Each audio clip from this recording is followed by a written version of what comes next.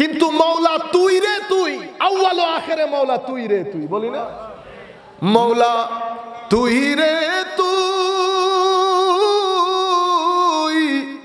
আউয়াল ও আখেরে মৌলা তুই রে তুই।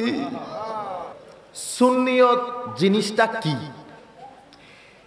এটা আমরা একাডেমিক আলোচনা করব না, কারণ একাডেমিক যদি আমি আকীদাগুলো ভেঙে ভেঙে বলি তাইলে আপনারা কেউ বুঝবেন না।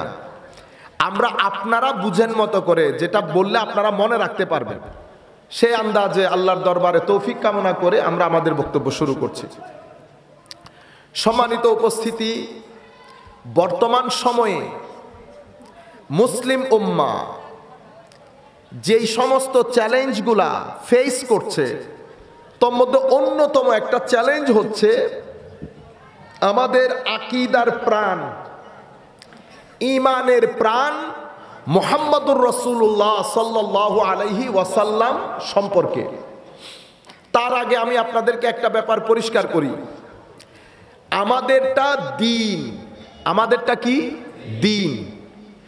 দিনকে বাংলাতে বলা হয় ধর্ম, এটা ভুল অনুবাদ। দিনের অর্থ কখনো বাংলাতে ধর্ম হতে পারবে না। দিনকে ইংরেজিতে অনুবাদ করে বলা হয় রিলিজিয়ান। রিলিজিয়ান ও দিনের সহি অনুবাদ না। রিলিজিয়ান এবং ধর্ম এই দুইটা শব্দ ব্যবহার হয় যখন আপনি কিছু ইবাদত, কিছু ধর্মীয় আচার অনুষ্ঠান, কিছু নীতি নৈতিকতা, এগুলা ধর্ম এবং রিলিজিয়ানের মধ্যে আসে। দিন একটা বিশাল জিনিস, সেই বিশাল বৃক্ষের একটা ঢালের নাম হচ্ছে ধর্ম বা রিলিজিয়ান। সুতরাং আপনারা যখন দিন শব্দটা লিখবেন পরিপূর্ণ রূপে লিখবেন। দিনের মাধ্যমে কখনো ধর্ম হয় না, দিনের ইংরেজি ট্রান্সলেশন কখনো রিলিজিয়ান হয় না।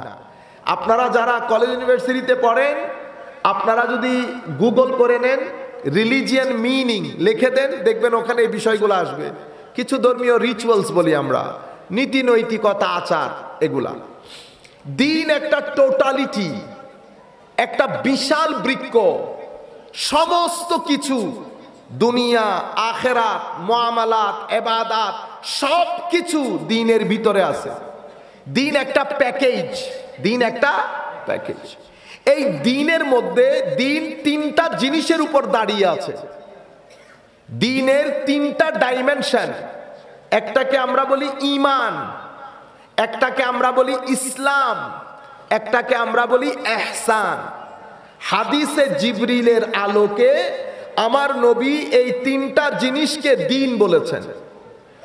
ঈমান আকীদার সাথে সংশ্লিষ্ট, ইসলাম আমলের সাথে সংশ্লিষ্ট, ইহসান তাসাউফ এবং তরিকতের সাথে, সুলুকের সাথে, আধ্যাত্মবাদের সাথে, ভিতরের জগতের সাথে সম্পৃক্ত। তিনটা জিনিস হয়ে গেল। এই তিনটা জিনিসকে সামগ্রিকভাবে, সামষ্টিকভাবে আমার নবী বলেছেন দিন। জিবরিল এই তিনটা জিনিস জিজ্ঞেস করেছে আমার নবীর দরবারে।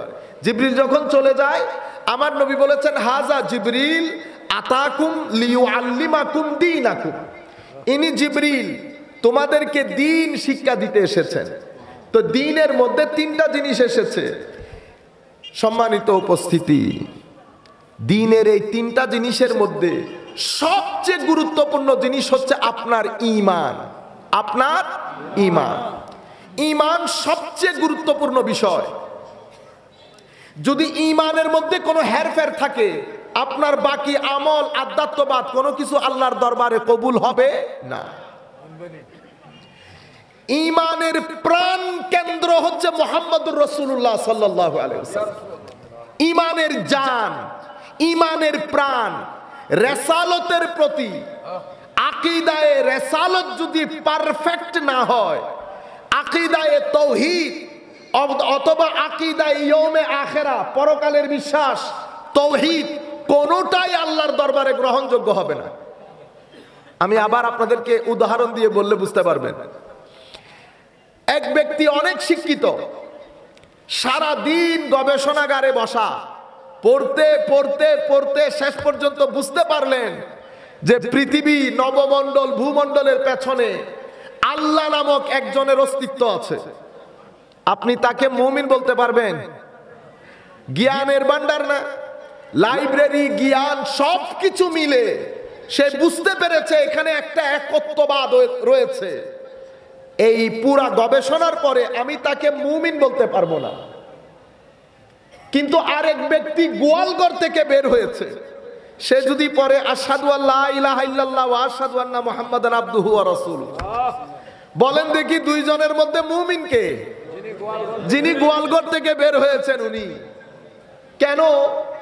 কারণ আল্লাহর একত্ববাদের উপর বিশ্বাস, এটা তাওহীদে পরিণত হওয়ার জন্য, এটা ঈমান হওয়ার জন্য, এটা অবশ্যই আকীদায়ে রাসালত হয়ে আসতে হবে।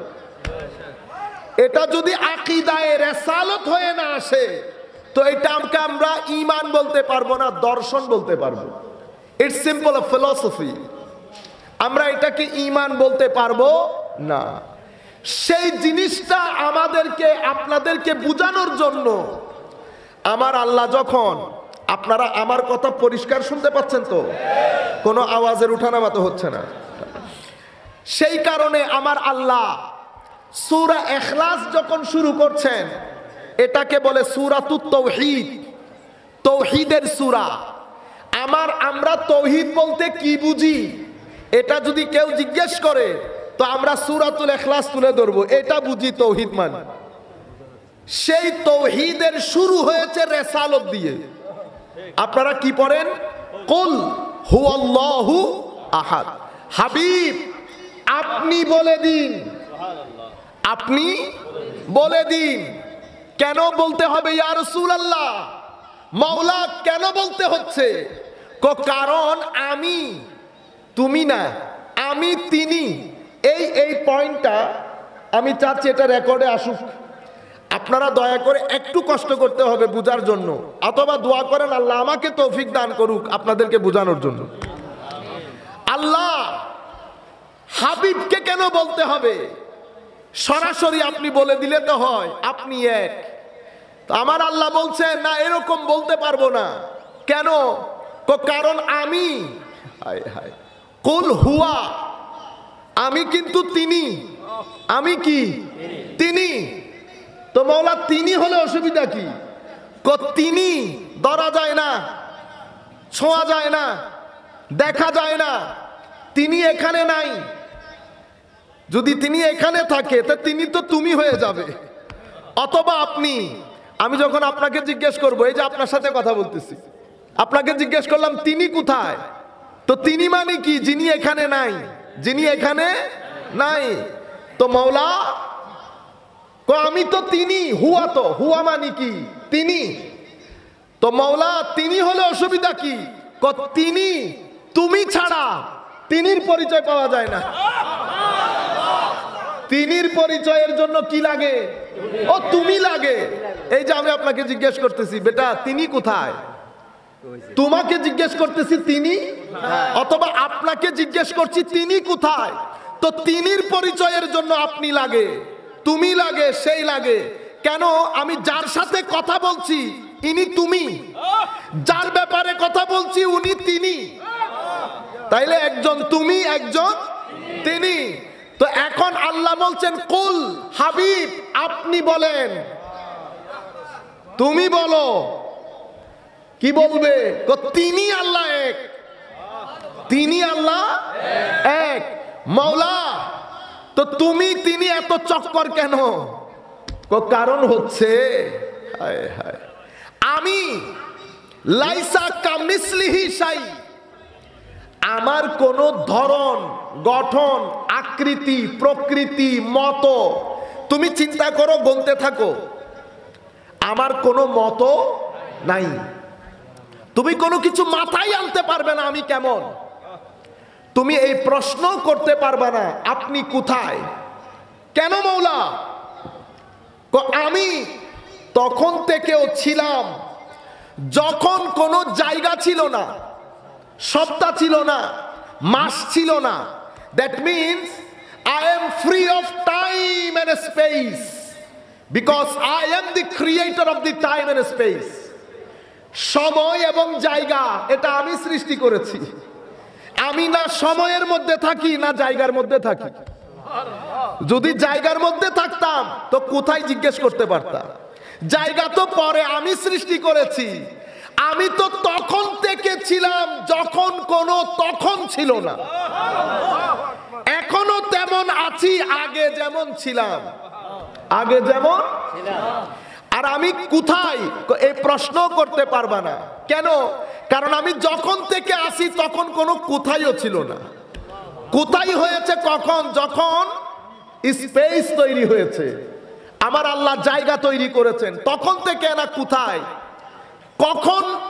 তো যখন আমি সময় সৃষ্টি করেছি তখন থেকে আপনারা বলেন যখন কখন তখন, কিন্তু আমি তো তখন থেকে ছিলাম যখন কোনো তখন ছিল না। মানি লাইসা কামিসলিহি শাই ওয়া হুয়াস সামিউল বাসীর। কোনো মত নাই, কোথায় থাকেন কেউ জানে না, কিন্তু মৌলা তুই রে তুই, আউয়াল ও আখিরে মৌলা তুই রে তুই, বলি না মৌলা তুই রে তুই, আউয়াল ও আখিরে মৌলা তুই রে তুই।